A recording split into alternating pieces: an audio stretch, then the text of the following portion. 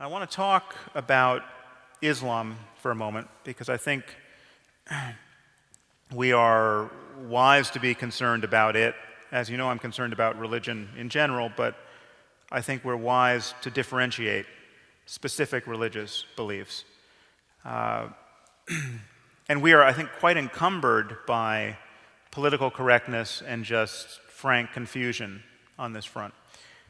One problem is that we have this one word, religion, which names this truly diverse spectrum of fascinations and ideological commitments. And religion is a nearly useless term. It's a term like sports. Now, there are sports like badminton, and there are sports like Thai boxing. Okay, and they have almost nothing in common apart from breathing. Now, there are sports that are just synonymous with the risk of physical injury or even death. I mean, there's sports that are just synonymous with violence. Now, if you get injured playing badminton, you're just embarrassed.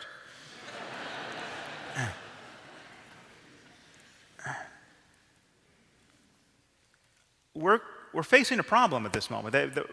There is, I'm happy to say, a religion of peace in this world, but it's not Islam.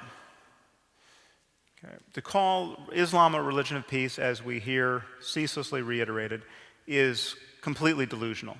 Now, Jainism actually is a religion of peace. Jainism is the core principle of Jainism is nonviolence. Gandhi got his nonviolence from the Jains. The crazier you get as a Jain, the less we have to worry about you. Yeah, it is.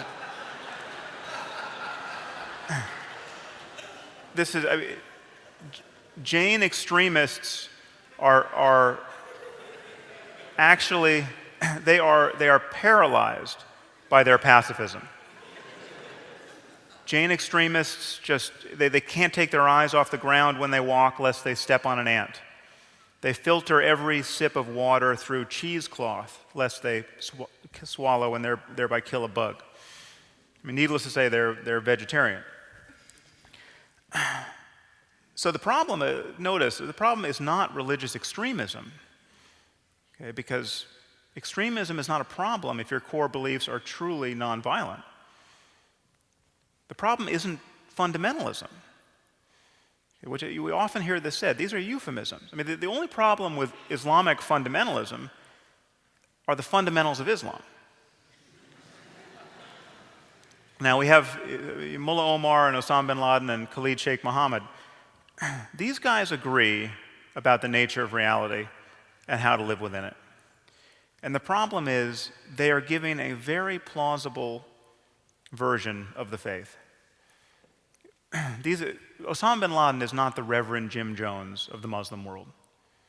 It would be wonderful if he were, but the problem is he is giving a truly straightforward version of Islam, and you really have to be an acrobat to figure out how he's distorting the faith. Now, if these guys were Jains or Buddhists or Amish or Quakers, it would be patently obvious how they were distorting their religion. I mean, in fact, their behavior would be unintelligible. Okay, it is not obvious by the light of Islam, and this is just a fact we have to speak honestly about.